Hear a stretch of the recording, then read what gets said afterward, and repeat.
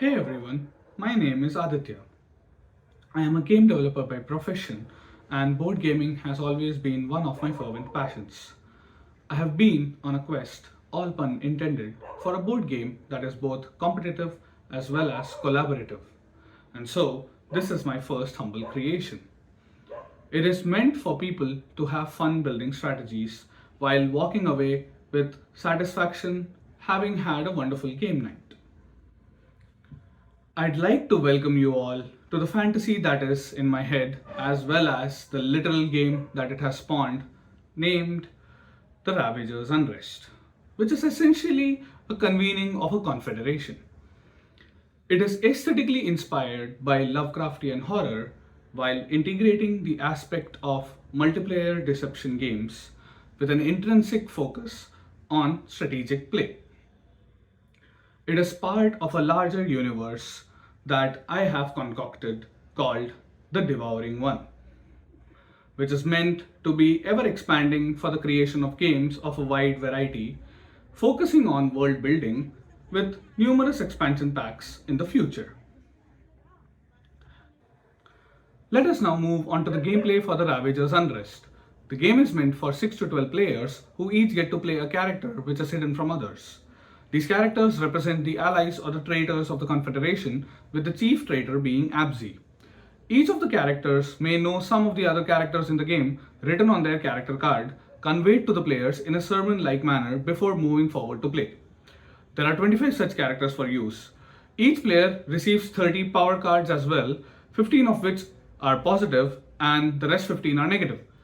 There are also 36 land cards that are used in play. The power cards which are used are for two purposes. One is for voting for playing on particular lands, and the other is for adding power influence on those lands. These lands are revealed from the top of the land draw pile. A convener is chosen from the players to begin the game. For the purpose of choosing the first convener, we go with whoever had the most recent nightmare. This convener will keep changing upon failed voting or on a round finishing. There is a round tracker depending on the number of players and a suggestion failure tracker that is also kept in front of everyone along with the land draw pile.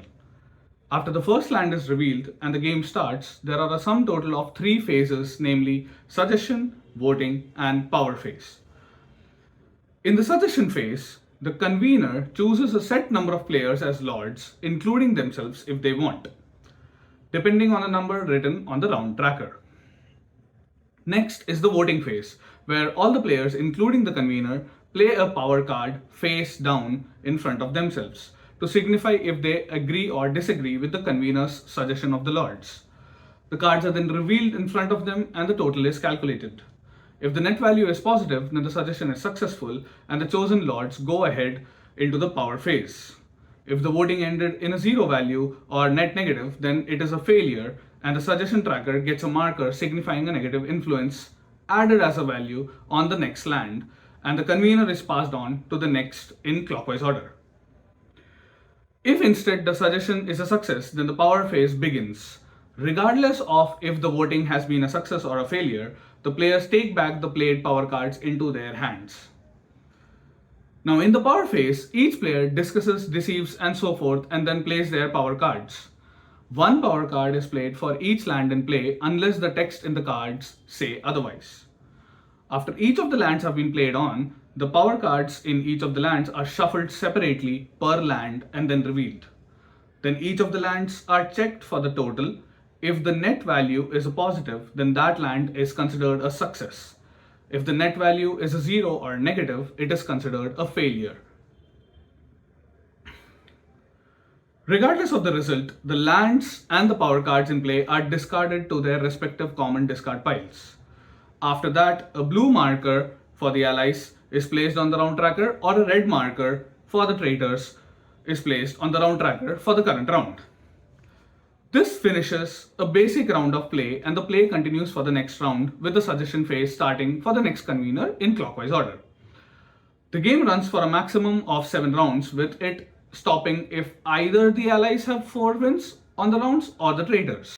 In addition, the allies do have one veto power play at the end of the game if the traitors win the rounds, where one of them namely Auric, gets to choose who Abzi, the main trader, is.